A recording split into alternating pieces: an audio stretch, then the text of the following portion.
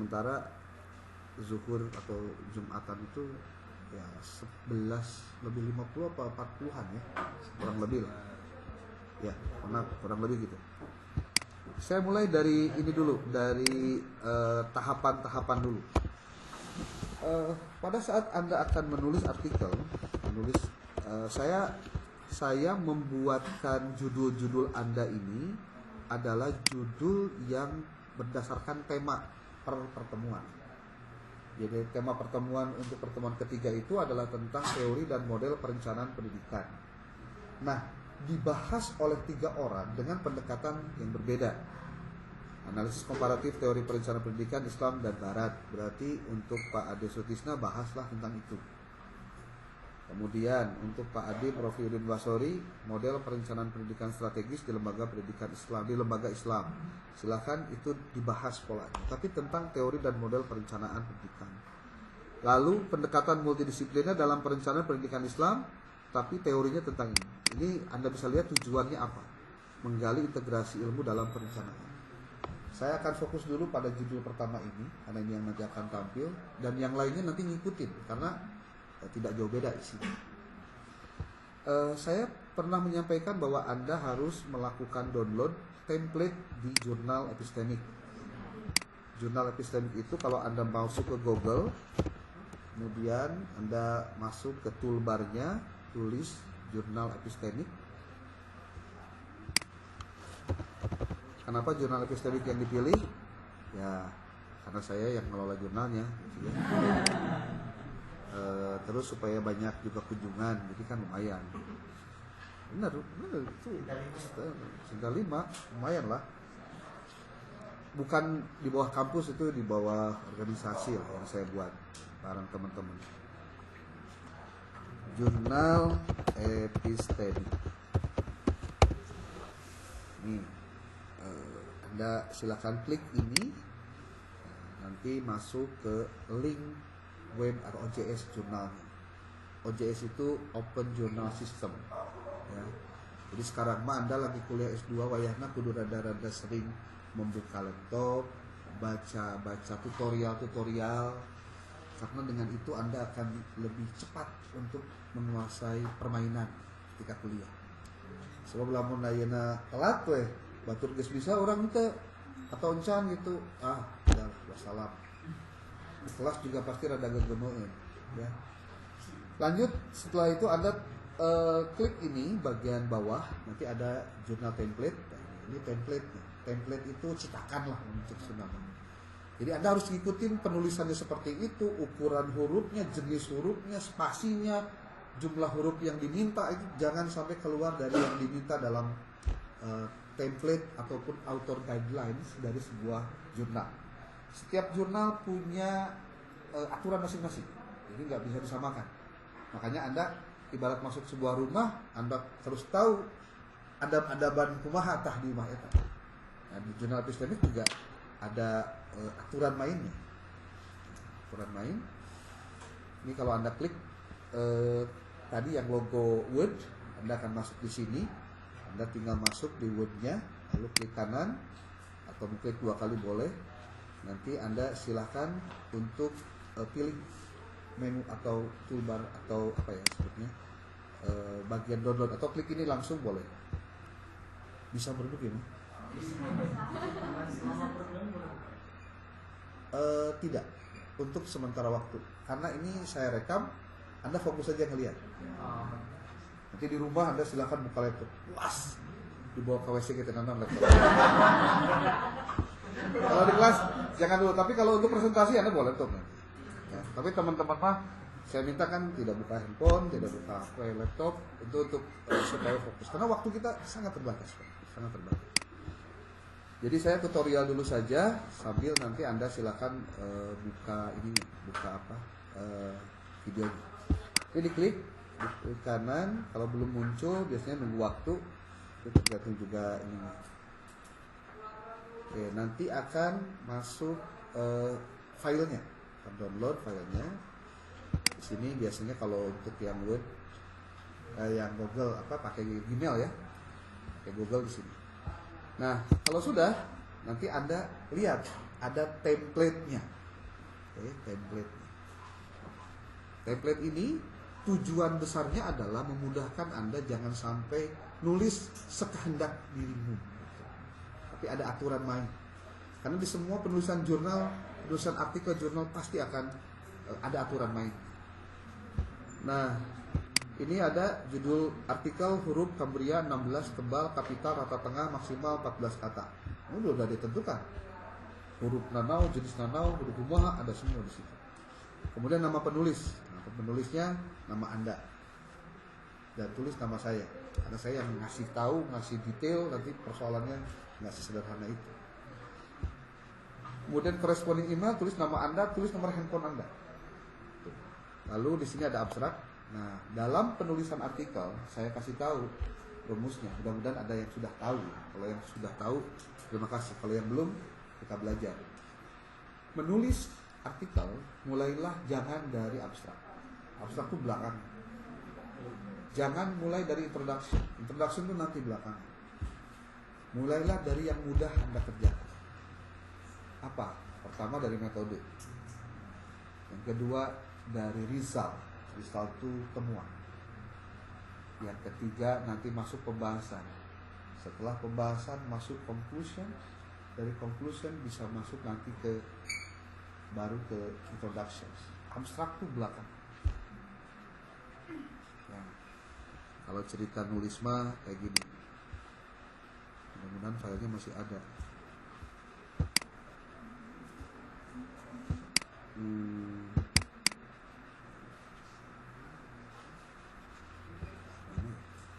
Oh ini. Saya tidak tahu apakah Anda pada saat masuk UIN pas kuliah prapasca ada materi tentang penulisan karya ilmiah? Nggak ada. Singkat. Berarti tugas Anda memperdalamnya. Ya. Tidak ada ya. Baik. Persoalannya penelitian menulis artikel itu pada prinsipnya adalah menulis hasil riset. Jadi Anda harus tahu dulu. Tidak ada yang tidak ada nulis artikel tidak ada risetnya. Riset itu bisa lapangan, bisa library research, bisa file research, bisa bisa library research. Nah, untuk materi di kuliah yang ini, yang apa sebutnya, yang tugas presentasi ini, hampir bisa dipastikan semuanya library research. Berbeda dengan yang nanti untuk tugas yang UAS itu sudah lapangan. Anda mengambil data, diolah datanya menggunakan alat pengumpulan data dan sebagainya. Saya akan mungkin dalam beberapa waktu ke depan pun waktu kuliah saya akan jelaskan tentang penulisan. Mungkin dosen yang lain nggak keburu waktunya karena dengan materi. Saya bukan pengen ngapa-ngapain, tapi mahasiswa memang perlu ada waktu yang secara khusus dia melakukan proses penulisan. Itu nama sambil kuliah. Oke. Jadi artikel ilmiah itu, ini kalau misalkan kita lihat ya, ada ini karya ilmiah itu apa saja sih? Ada yang dipublikasikan, ada buku yang dipublikasikan juga, ada laporan, ada modul. Nah, di kita itu di Indonesia ada pemeringkatan dengan menggunakan istilah Sinta. Anda sudah pernah mendengar kata Sinta? Sudah ya? Sinta itu bukan nama perempuan sih. Karena saya pernah juga sampai cemberut itu Sinta di. Saya Sinta teh. Karena mungkin ya itu. Ini nih. Ini akun. Alamat linknya sinta.kemdikti.saintek.go.id. Itu kalau Anda mau masuk ke Sinta. Sinta ini bisa Anda mendapatkan jurnal-jurnal yang terakreditasi. Jurnal terakreditasi adanya di Sinta. Termasuk di Garuda juga ya. Di Garuda. Kalau Anda masuk ke sinta.kemdikbud.saintek.go.id, di Sinta itu ini singkatannya Science and Technology Index. Kalau itu sebetulnya nyambung sih. So, di mana Sintanya coba? tidak ada A di belakangnya di sini.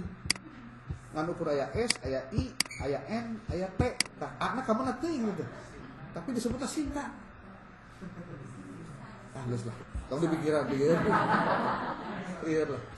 Geus, pokoknya Sinta teh Science and Technology Index. Jadi indeks untuk ilmu dan teknologi. Itu. Ya. Nah, kalau Anda mencari jurnal, bisa di sini klik source, ada jurnal, klik.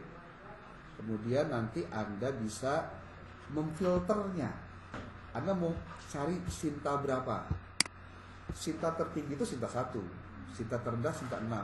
Yang tidak tersintai, tidak terakreditasi, berarti non terakreditasi. Nah, kalau ini filternya, Anda bisa cek mau Sinta 1, Sinta 2, Sinta 3 dan lain-lain.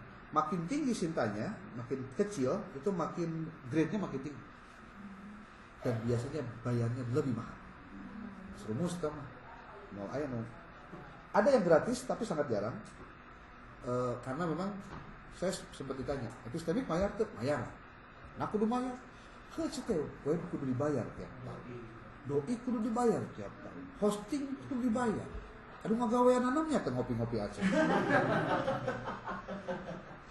Pikiran sederhana saya begitu. Jadi ya reviewer juga ya minimal transport lah, beli sertifikat dicetak dikirim gitu walaupun bisa pakai PDF ya. Tapi sebagai penghargaan.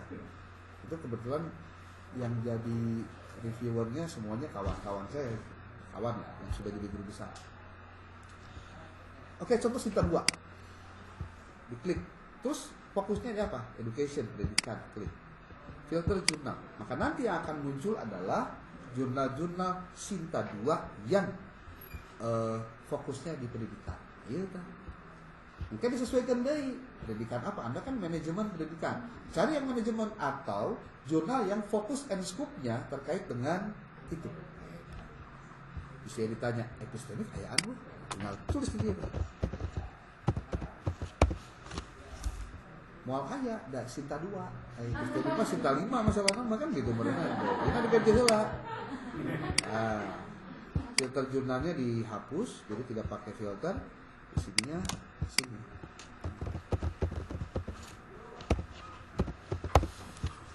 Saya tuh, sini saya legal tuh. Jadi kalau ditanya kunaon maka kudu dieukeun ya harus dikenalkan. Kalau tidak dikenalkan nanti Anda harus tahu masalahnya karena sudah di perguruan tinggi mah bentuknya jadi lain. Saya di sini ini gabungan dari beberapa kawan di sini. Ini untuk editorial tim. Saya sebetulnya pengelola jurnal di 8 jurnal ya.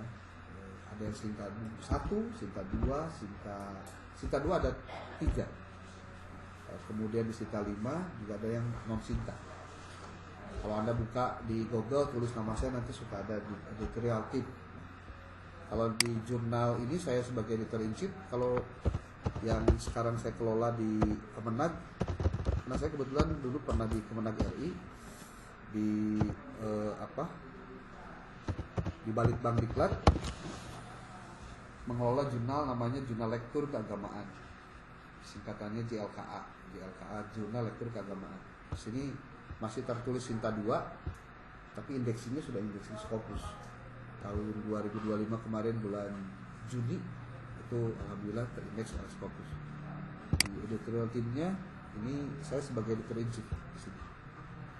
Jadi kalau ditanya masalah tulis, saya pernah nyarekan guru besar yang mau nulis yang tidak sesuai fokus and scope, tapi pengen diasupkan kan. Saya bilang, saya tidak melihat Anda siapa, gelarnya apa, pendidikannya apa. Anda nulis ke sini itu harus patuh pada pedoman yang kita buat. Anda tidak patuh, silakan out. Simple. Dan artikel jurnal yang masuk di sini karena sudah fokus sudah puluhan. Puluhan itu kenapa? Karena kita baru. Kalau sudah lama dan ini dan memang fokus and scope-nya sangat-sangat khusus. Ini kalau di jurnal lektur. Jadi saya ngelola dari tahun 2000 fokusnya ini. Tapi Anda kalau misalkan mau bisa terkait religious books, modern literatur, digital literatur.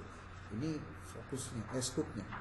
Fokusnya di Religious Literature of Nusantara Indonesia and Beyond. Dan Anda bisa lihat contoh-contohnya ada di artikel yang sudah publish. Anda tinggal klik archives di sini. Kemudian arsipnya nanti Anda cek terbitan bulan apa di keberapa. Tuh, ada. Tinggal buka aja. Makanya sekarang mungkin kurangilah waktu nonton scroll TikTok gitu ya. Kurangilah. Lain tebenan, kurangi. Gitu. Yang biasanya 5 jam atau 5,5 jam gitu. Kan teka rasa kayak gitu aduh tak. Kamu rek sare. Ih, cenah. Pemajikan abdi cenah wajahnya bercahaya. Lain bercahaya tengah peuting, kolek, muka HP gitu bercahaya. Lain bercahaya ke Hongkong. Tuh ya. Jadi udahlah dihindari, apalagi sudah S2 mah waktu harus lebih banyak dibelajar. Ingat, Anda tuh kuliah hakikatnya Senin sampai Minggu. Lain ukur Jumat Sabtu. Saya tuh suka curiga, biasanya mahasiswa pasca jurusan prodi yang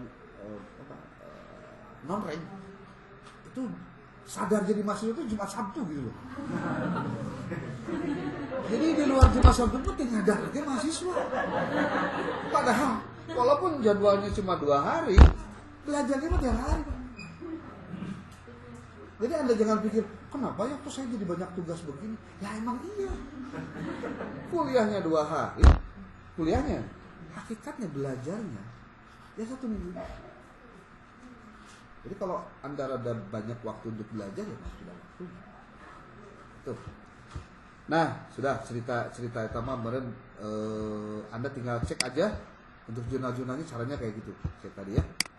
Untuk masuk sini. Nah, download tadi PDF-nya kalau sudah template-nya. Nah, dari template ini Anda bisa lihat ada judul, ada nama penulis, ada afiliasi itu nama institusi, ada corresponding email, ada abstrak, ada keywords, ada abstrak, ada kata kunci, ada pendahuluan. Nah, saya ingin Anda karena sekarang sudah pasca kudu ada melek teknologi juga. Hari ini yang lagi ramai kan penggunaan AI, Artificial Intelligence. Nah, Anda harus tahu AI apa saja yang bisa digunakan dan dimanfaatkan untuk perkuliahan. Dan Anda sebagai pilot jangan sampai menyerahkan begitu saja diri Anda kepada AI. Tapi Anda harus cerdas menggunakan AI. Saya harus mengatakan itu karena apa? Karena banyak kasus mahasiswa bikin artikel itu hampir kopas 100% dari AI. Dianya sendiri nggak pinter, yang pinter AI-nya.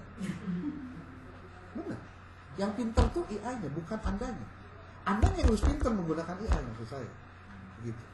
Nah, salah satu kata kuncinya Anda harus menggunakan teori lama untuk bagaimana melakukan penulisan. Mulailah dari mana? Saya sampaikan nih. Mulailah dari menyiapkan referensi.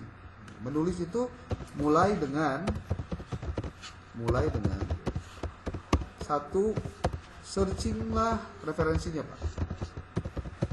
Searching referensi. Referensinya itu cari yang ini nih, ada apalah, ada syarat dan ketentuan, Pak, bikin referensi itu. Nggak bisa sembarangan semuanya jadi referensi. Ya, referensi itu akan lebih baik kalau semuanya berbasis pada artikel jurnal. Di samping oleh buku juga boleh. Nah, referensi sekarang kita buka dari yang sederhana dulu deh. Dari ini nih. Syarat referensi yang digunakan dalam tulisan apa? Pertama harus relevan. Nggak boleh nggak relevan. Jadi kalau Anda ngomongin tentang manajemen pendidikan Islam, maka referensinya harus yang berkaitan dengan manajemen lagi. Jangan luar itu. Kecuali kalau bagian yang sedang dibahasnya. Harus sesuai topik, harus sesuai dengan masalah, dan sesuai dengan tujuan tulisannya. Contoh kecil kayak gini. Anda lagi nulis sebuah hadis, menulis hadis. Hadisnya ditulis. Terus Anda citasi hadisnya. Ternyata Anda mensitasi diambil dari buku Quran hadis Madrasah Ibtidaiyah kelas 5. Hadisnya itu diambil dari situ. Jadi Anda baca buku Quran hadis akhir kelas 5 MI, ketemu hadis diambil gitu. Saya tanya, kira-kira bisa dipertanggungjawabkan nggak? Nah, salah satunya nanti ada bahasan yang terakhir, ada bahasan keempat nih, yaitu otoritatif. Jadi harus menyerap 6 konteks ini. Yang kedua, update. Update itu artinya utamakan di 10 tahun terakhir, kecuali untuk topik klasik yang fundamental itu nggak bisa, berarti harus yang lama-lama.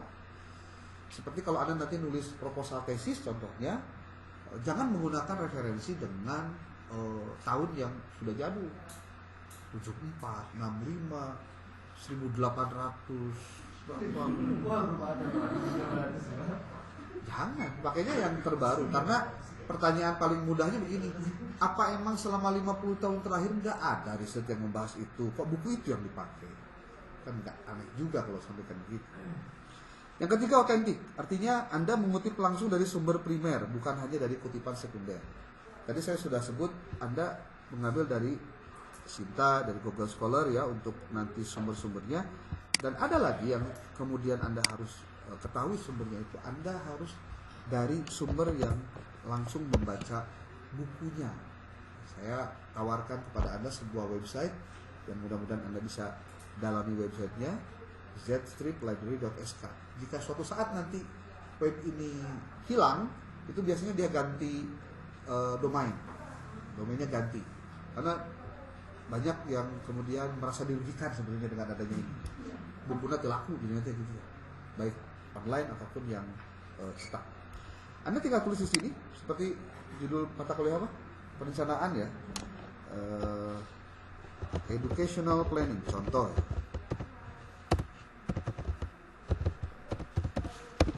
Nanti akan ada kata-kata kunci yang mungkin sama nyambung ke buku-buku lain yang ada kata kunci itu. Makanya Anda jangan sedownloadnya, cek dulu kayak gini. Educational research, planning, conducting, and evaluating quantitative and qualitative research. Ini pasti bukan buku tentang educational planning, karena ini buku penelitian pendidikan. Ya. Kemudian lagi bawah terus dibaca lagi, sampai kemudian Anda menemukan yang penting. Contoh seperti ini. International Schools, Growth and Influence, Fundamentals of Educational Planning. Ini kayaknya nyambung. Itulah. Oke, ini download buku. Buku barat rata-rata hasil riset. Jadi tidak perlu khawatir. Rata-rata saya bilang ya, rata-rata. Kemudian di sini ada lagi putting social media and network data in practice for education, planning, prediction, and recommendation. Mungkin kalau pengkajiannya di bidang ini bisa diambil. Kalau bukan berarti lewat. Dan seterusnya silakan dicari.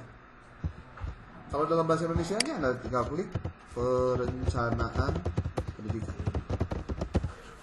Kalau untuk mata kuliah dasar-dasar manajemen, apalagi Anda tinggal klik nanti Fundamentals of Management. Nanti banyak bukunya. Atau kalau ini juga sudah ada tuh, perencanaan pendidikan, silakan download sendiri dan jadikan sebagai referensi.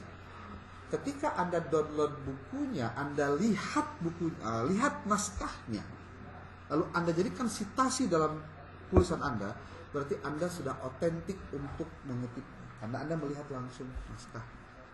Yang jangan sampai terjadi adalah Anda download satu artikel, di situ ada teori yang dikutip, Anda membaca buku teori yang dikutip itu, lalu Anda kopas masukkan ke artikel Anda, nah itu tidak otentik. Jadi itu banyak terjadi, apalagi di nulis tesis. Lihat lihat disertasi orang, lihat skripsi orang, Anda kopas saja karena kebenaran ayat teorinya ya terlalu jenguk orang, masukkan weh. Padahal Anda tidak baca itu si referensi aslinya, si sumber yang dimaksudnya. Kenapa harus saya sebutkan Anda harus otentik ketika mengutip itu? Karena jangan sampai terjadi dolun mudil. Contoh, saya nulis, saya ngutip buku Ahmad Tafsir. Di situ saya kutip Ahmad Tafsir, tahun 1998, titik 2, 107. Harusnya saya tuduh lenyap 107 nuka tulis 10 kumpul 7 nanti tulisannya publish ceritanya. Orang kemudian melihat tulisan saya, tulisan tentang Ahmad Tafsir itu, dikutiplah tulisannya, kira-kira jadi 107 apa 10 kan? Kalau sayanya tidak ada revisi ataupun klarifikasi, ya masalah. Tapi kalau misalkan Anda mendeteksi terlebih dahulu, itu benar tuh dari buku itu di halaman yang sama. Karena tiap tahun kan cetakan selalu beda. Kalau Anda sebagai orang yang kritis hanya untuk mendeteksi itu saja, itu bisa ketemu. Saya ingat tuh obrolan Prof. Sahiron, Direktur Diktis kemarin waktu di wisuda di salah satu kampus. Dia bilang gini, kenapa menulis itu harus menemukan hal-hal baru? Karena kita tidak pernah tahu apakah yang sudah ditulis itu sudah benar atau enggak. Jadi dikritisi tulisannya. Dan ketika Anda mengkritisi itu berarti Anda mendeteksi sampai ke referensi-referensinya. Prof. Sahiron itu sampai ngomong begini, saya dulu ketika kuliah di McGill, kata dia, ada sebuah pernyataan yang ditulis oleh, saya lupa namanya siapa, orang barat. Dia menulis bahwa Imam Abu Hanifah adalah imam yang tidak pernah mengutip hadis dalam fatwa-fatwanya. Memang Imam Abu Hanifah cenderung rasional, tinggalnya di Mekah, jauh dari lingkaran hadis di Madinah. Nah, kalimat tidak pernah itu digaris bawahi, Pak. Kemudian dicarilah, benar nggak sih Imam Abu Hanifah itu tidak pernah mengutip hadis? Ternyata setelah dideteksi, banyak sumber-sumber yang keluar dari murid-muridnya Imam Abu Hanifah yang menyatakan bahwa Abu Hanifah itu menyatakan fatwa ini berdasarkan hadis A, hadis B, hadis C, dan lainnya. Maka pernyataan orientalis tadi itu terbantahkan dengan itu semua. Ya, hanya dengan meng-highlight bagian tidak pernah mengutip hadis, itu bisa menjadi temuan baru dalam pengetahuan. Nah, maksud saya, itu pun yang bisa Anda lakukan pada saat Anda menulis tema-tema artikel seperti ini. Ini buku-bukunya banyak, bisa dijadikan sebagai referensi. Silahkan Pak. Kemudian, selanjutnya, pastikan Anda juga mengambil dari referensi lain. Caranya gimana?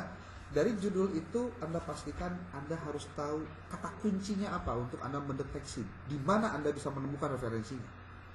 Contoh, ketika judul Anda, dia kelompok 1 nih, itu analisis komparatif teori perencanaan pendidikan Islam versus Barat. Berarti kata kuncinya pertama adalah teori perencanaan pendidikan, teori perencanaan pendidikan Islam, dan teori perencanaan Barat. Untuk Anda bisa berdiskusi untuk menemukan kata-kata kunci ini, Anda bisa ngobrol dengan AI. Tapi saya sarankan Anda harus benar-benar ngobrol, bukan tolong dong tulisin. Nah, itu segitu kan. Chat itu fungsinya ngobrol, bukan untuk mendapatkan jawaban, hanya sebatas kita meminta. Jadi, dan ini bisa diklasifikasi seperti ini. Ini contoh saja. Mau yang berbayar apa yang gratisan? Nggak modal lah. Ini saya coba yang berbayar dulu biar ketemu kuncinya di mana. Bahasanya begitu. Halo bos. Saya suka begitu. Biar dianya merasa gimana gitu. Oh, ini pakai ini. Saya coba pakai yang saya dulu.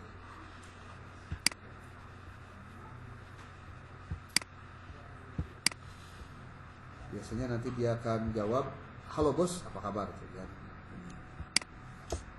Saya lagi bingung nih.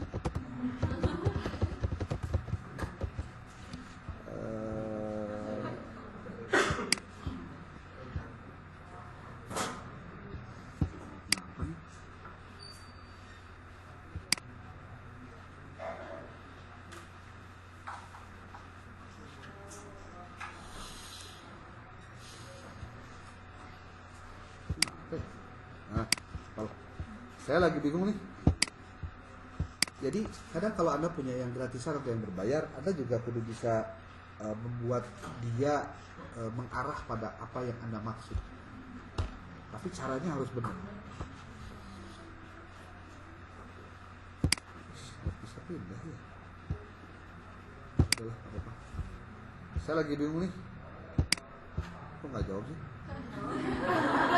Dasar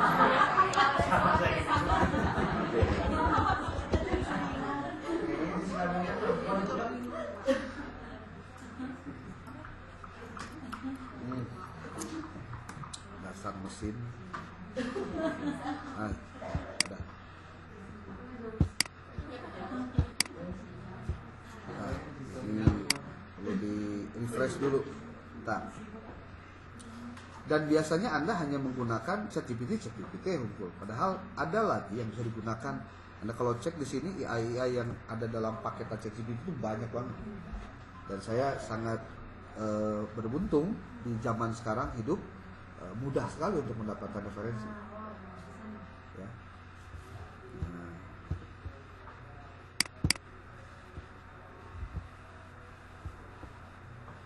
Oh, tadi hapus kali ya.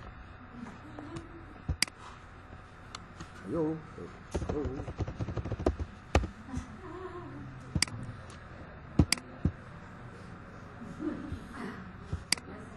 Ada jawabannya. Kayaknya perlu di refresh. Nah, pada saat Anda akan menulis artikel, Anda lihat dulu apa yang ada dalam template, dan template ini sebetulnya bisa jadi promptnya. Ya, jadi gini. Contoh.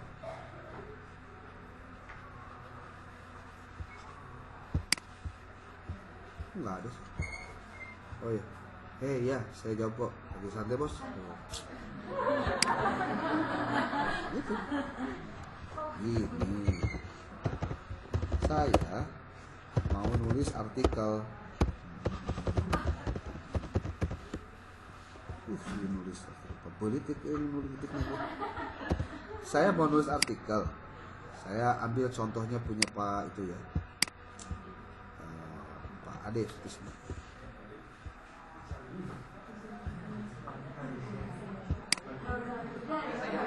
Yang judulnya, artikel ini diharapkan bertujuan untuk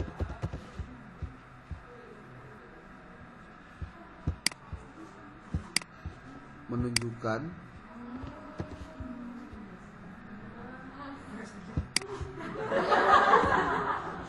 perbedaan perspektif teori perencanaan antara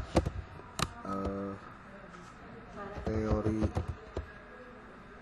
Islam dan Barat tentang perencanaan pendidikan.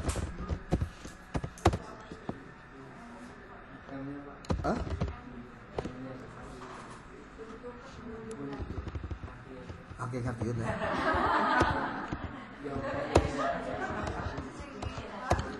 Bagaimana menurutmu?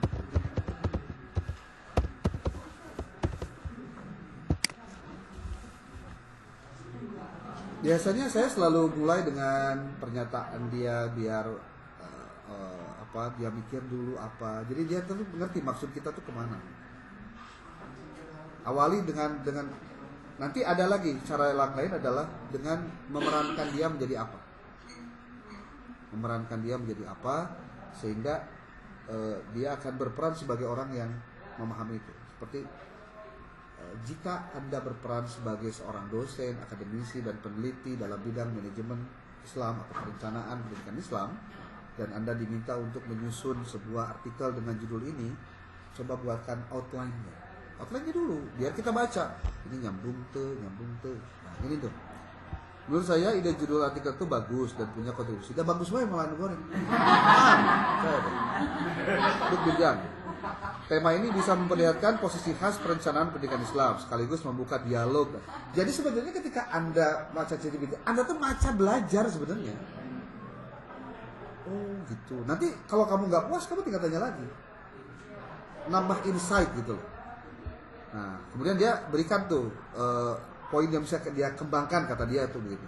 Karena teoritisnya begini, aspek yang bisa dikembangkan begini, kontribusi artikelnya gini. Gitu.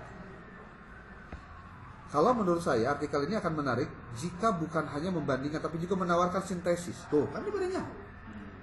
Jadi bukan sekedar Islam beda dengan Barat, tapi Islam bisa mengambil yang teknis dari Barat sambil menjaga nilai ilahiyah. Kan itu lebih bagus. Nah, mau saya bikinin kerangka outline artikelnya biar jelas terstrukturnya?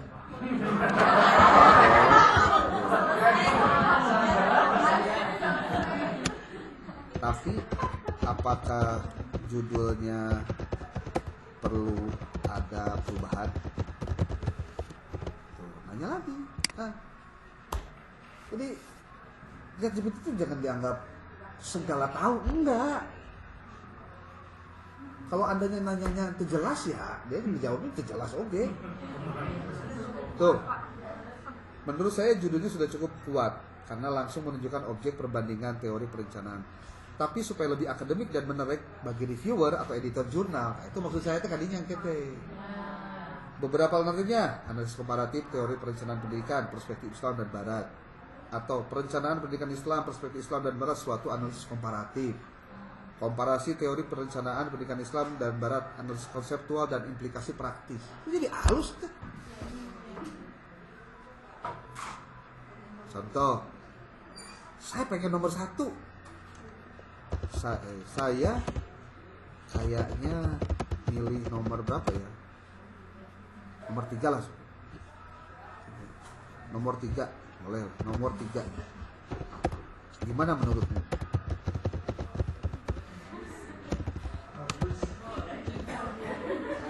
Wah, kieu nanya we. Oh, pilihan yang bagus. Nomor 3 memang lebih berisi. Karena bukan hanya menunjukkan perbandingan, tapi juga menegaskan ada analisis konseptual dan implikasi praktis. Itu bisa jadi nilai tambah di mata reviewer, karena artikelmu tidak hanya teoritis, tapi juga relevan dengan praktik perencanaan pendidikan. Oh, jadi halus. Nah, Pak, boleh nggak nanti saya kembangkan menjadi judul? Silahkan, saya tidak mau. Jadi judul yang saya berikan itu kalau misalkan Anda kembangkan, tapi tidak keluar dari konteks tujuan, itu dipersilahkan. Tapi sekali lagi, sampaikan ketika nanya ke ChatGPT, judul Anda itu memang harus bisa available, diterima oleh reviewer ataupun editor. Jadi ulah judulnya sembarangan nyian judul, dan judul ke aya rumus nak bikin judul artikel teh. Jadi nanti Anda harus membahas dulu latar belakang, posisi, kan begini, tuh tujuan, jelasannya. Mau saya bagian pendahuluan? Oh bener, nggak apa-apa. Tapi ingat, Anda harus bertanggung jawab dengan referensinya. Nah, jadi kalau buat saya ada 2 madhab Anda mau nyusun buku ini, nyusun artikel ini. Anda mau nanya dulu ChatGPT semuanya, seperti yang akan saya lakukan nih. Saya akan lakukan dulu ya. Sip. Tapi dengan ketentuan sebagai berikut. Nah, mana ini? Tong poho. Ayat template di sini ada pendahuluan, mencakup latar belakang, karena kita mau masuk ke jurnal di sini, sesuaikan dengan dia. Ini di copy, asupkeun ka dieu. Nah.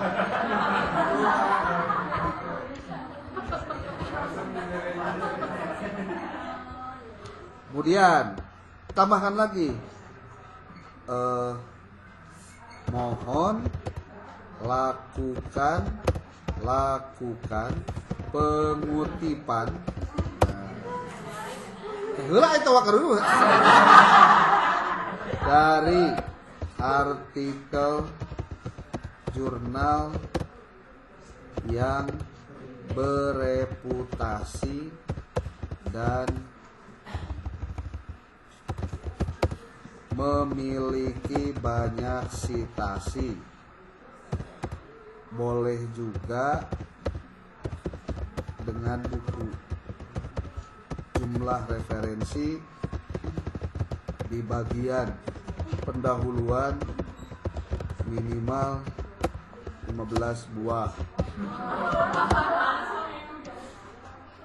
Dengan teknik apa?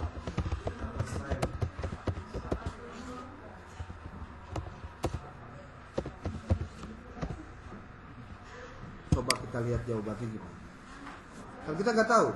Kita mintanya 10.000 kata, tapi dia gimana jawabannya? Ari berbayar mah kieu gancang. Ari bisa. Ya anu teu berbayar mau ya, nah rada riweuh. Nah, ini coba Anda lihat, ini kan baru begini tuh. Ada fenomenanya, ada masalah utamanya, ada tinjauannya, kan belum dirapikan ini.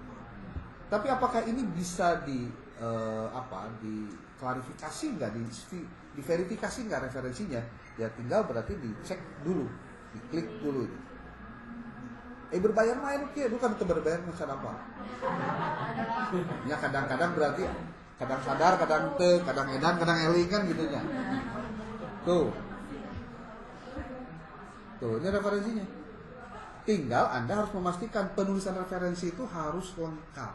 Nah, saya kasih tahu nih, kalau Anda nulis referensi terutama dari artikel jurnal, pastikan Anda menulisnya itu lengkap. Lengkap tuh kayak gimana lengkapnya? Gini nih. Pertama, kalau jurnalnya itu dia lengkap itu kalau pakai doi kayak gini.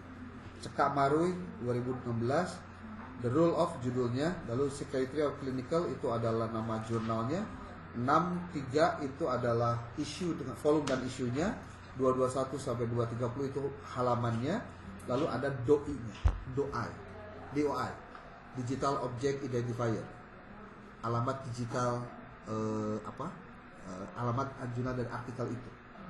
Jadi kalau Anda klik doi ini, maka dia akan nge-link langsung ke alamatnya. Kalau tidak ada doi-nya atau doi-nya ada tapi tidak aktif, Anda pastikan Anda harus menuliskan link webnya kayak ini nih. Link webnya. Jadi kalaupun Anda tidak ada doi-nya, link webnya tetap kudu aktif. Jadi kalau misalkan diklik itu, dia harus langsung ke halaman webnya. Nah itu yang disebut dengan verifikasi. Jadi kalau di saya tadi sudah menyampaikan ini buat Anda nih, bahwa referensi itu harus relevan, update, otentik, kemudian otoritatif, verifikatif. Nah verifikatif itu yang ini, bisa diverifikasi. Otoritatif maksudnya apa? Bisa dari penulis atau instansi yang diakui. Jadi orang yang nulisnya memang ahli di bidang itu. Seperti kalau ngomongin tentang motivasi, itu pasti yang diomongin adalah siapa? Contohnya Maslow, contohnya ngomongin motivasi, karena dia yang pertama kali yang teorinya dipakai banyak. Oke, baru santai, baru dari sini. Nih, berapa kata ini? Kita belum hitung ya katanya. Tapi kalau kita mau ngitung kata cepat, pakai alat juga. Nih, pakai alat, copy, lalu Anda masuk ke sini. Ada online karakter cloud.com, karakter online.com. Anda copy di sini, klik, hanya 458 kata. Tong di wordnya di blog ini diladui lah bisa lemot, masukin aja ke sini. Cuma segini, berarti masih kurang. Nah, berarti perlu ada penambahan. Tinggal dikembangkan ya mah. Tolong kembangkan menjadi sekian kalimat, sekian kata gitu, sini. Tuh. Oke, ini untuk nulis apa?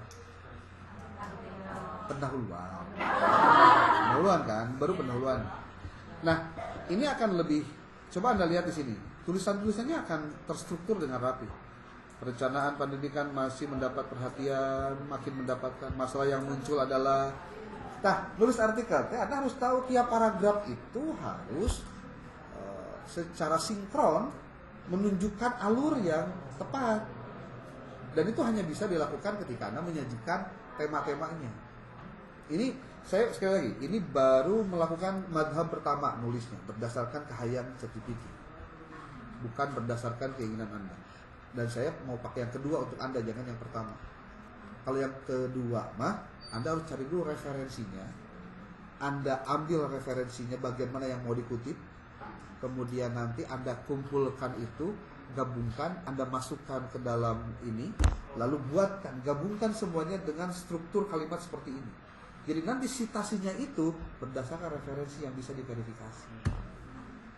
Jadi mau sampai 2 kali. Carilah artikel yang terindeks Sinta 2, Sinta 1. Kalau naskah Anda mau bagus, jadi bahasa gampang lagi. Kamu rek nyeun imah nu HD, nyobahan lagi ke HD atau ulah nu kawe tilu. Itu nulis artikel bahannya. Nah, gimana cara ngutip teh? Saya kasih tahu gini contohnya. Makin menjelang zuhur ya. Ini contoh. Terakhir saja untuk pertemuan kita di sesi ini ya. Contoh ini, coba lihat baik-baik. Keluarga memiliki peranan penting dalam perkembangan pendidikan anak.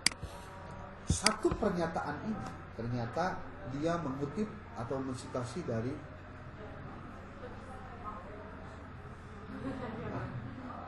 keluarga memiliki peranan penting dalam perkembangan pendidikan anak. Satu kalimat ini ternyata dia mensitasi dari berbagai-bagai, jadi ada 4. Artinya ada penulis yang risetnya menyatakan itu. Jadi dalam tulisannya ada sitasi itu, ada pernyataan itu lalu dikutip. Ada Cekamarui, Gezoba, Shunilson, dan Manhere Huge. Ada 4. Bayangkan, satu pernyataan didukung oleh 4 referensi. Jadi kalau Anda ngomong 30 referensi sedikit, ini satu kalimat saja udah 4.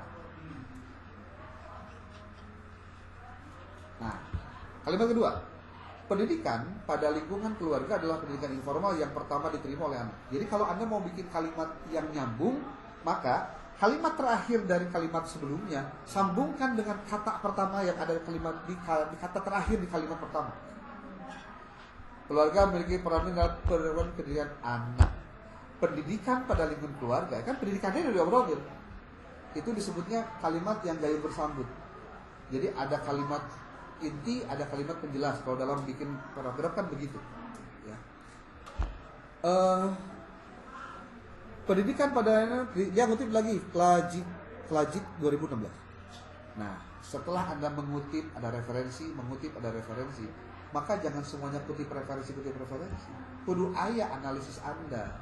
Harus ada sintesis Anda, harus ada komentar Anda dari apa yang disampaikan itu. Oleh karena itu, sikap dan sifat anak dapat dibentuk melalui pendidikan di lingkungan keluarga. Artinya, kalimat yang tidak ada sitasinya berarti itu sebetulnya kalimat Anda. Ketika Anda mengutip itu, hakikatnya hanya meminjam kalimat orang untuk memperkuat tulisan Anda. Bahwa tulisan Anda itu lain berdasarkan hawa nafsu, tapi ada risetnya gitu. Sikap dan sifat anak kebanyakan diserap dari orang tuanya dan anggota keluarga lainnya. Rumusina 2013 motif lagi. Maka dari segi waktu orang tua sangat penting dalam mendidik anak. Rahayu. Terkait dengan tantangan tersebut, faktor keterlibatan orang tua seperti perhatian anak, itu kalimat dari si nulis. Menurut Mulyaningsih bahwa interaksi bla bla bla bla relatif dia kutip lagi. Jadi Mulyadi itu ngutip pendapat Mulyaningsih. Itu ditulis dua-duanya. Sebaliknya, apabila interaksi kurang baik maka dapat menimbulkan kebencian dan orang tua bla bla bla sampai terakhir. Jadi, tiap kalimat itu diperlukan referensi dalam rangka penguatan aspek yang ingin Anda sampaikan. Dan penulisan referensinya harus sudah diparafrase. Parafrase itu apa? Bisa nanya ke ChatGPT. Bisa. Om, tolong dong di parafrasein kalimatnya sehingga kalimat ini menjadi unik dan tidak ada dan tidak terdeteksi AI. Bisa. Sampai begitu, bisa. Ini referensinya yang tadi saya sebut. Atau ada lagi contoh. Ini Anda bisa bayangkan satu kalimat itu utuh, ada juga yang ada referensi. Semuanya di referensinya. Pak, ini loba-loba amat, kumaha carana itu kok bisa sampai kaki ya carana. Ada cara lain untuk bisa Anda menulis kalimat itu bisa disitasi oleh orang lain. Kalimat itu Anda mau mendapatkan sitasi dari tulisan orang lain. Caranya begini. Anda klik ini. Ini cara curang ya. Anda kutip kalimatnya. Masuk ke Google Scholar.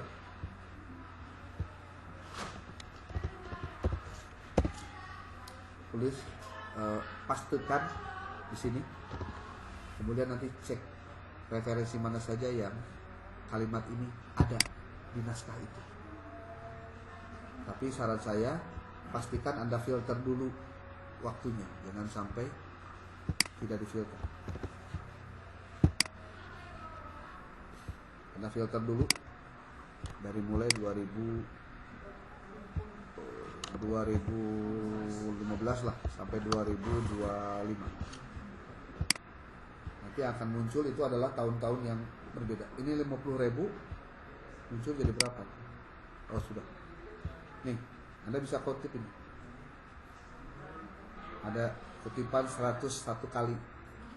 Itu berarti citasinya banyak dan ini otoritatif.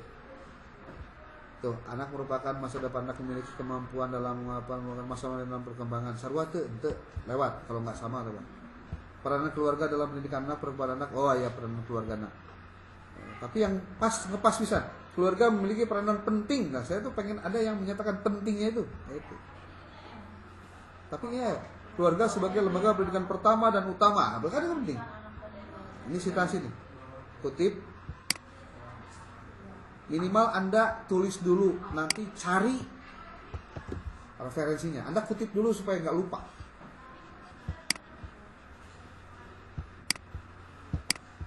Nah,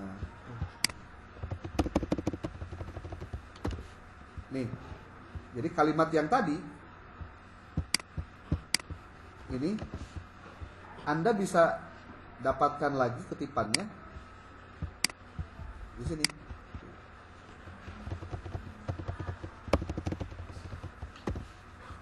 Minimal di sini ada Baharun yang kita tulis. Tapi ini belum pakai Mendeley ya. Kalau nanti pakai Mendeley 2006.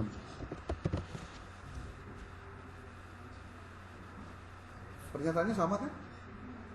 Tanpa harus mendownload, mengisi dan lain-lainnya.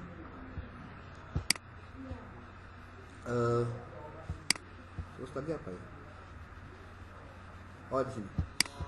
Nih. Pendidikan keluarga sebagai basis pendidikan anak dalam perkembangan ini penting juga. Ini mau dikutip, diklik.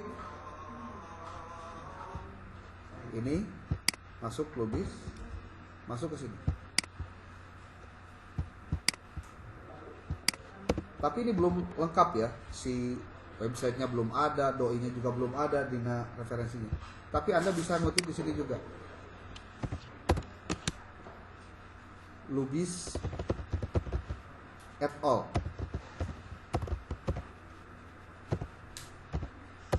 2021. Dua citasi untuk satu pernyataan tanpa Anda harus melihat sini. Itu cara curang. Cara benernya kayak gini. Ini saya tadi praktik di anak semester 1 di mata kuliah Medlit. Saya karena juga mereka bikin artikel untuk mata kuliahnya seperti ini. Jadi Anda bisa lihat nih. Saya masukkan dulu filenya. Alunkan filenya. Plak. Nah, tugas Anda adalah membaca file yang diupload secara hati-hati dan mendalam. Lalu tuliskan pernyataan dan halaman dari buku tersebut yang relevan dengan teknik apa, dengan apa yang saya butuhkan. Saya butuh ini nih. Butuh ini. Nah, dia jawab, saya sudah menelusuri isi buku yang Anda unggah. Berikut susunannya. Diberinya bagian iya di halaman sabaraha ayat tuh ayat pernyataan ayat tuh jelas tuh. Terus saya kasih buku yang kedua. Nah, tugas Anda bagian ini baca.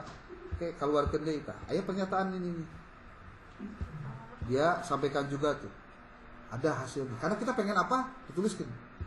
Ayat tuh pernyataan yang sesuai dengan ini. Dia kasih tahu. Ada pernyataan.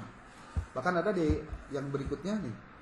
Isi buku qualitative research, introduction, bla bla bla bla. Tuh. Ini ngahijikan temuan. Isi buku yang pertama ini, kemudian ada lagi buku yang kedua, nomor 7, nomor 8,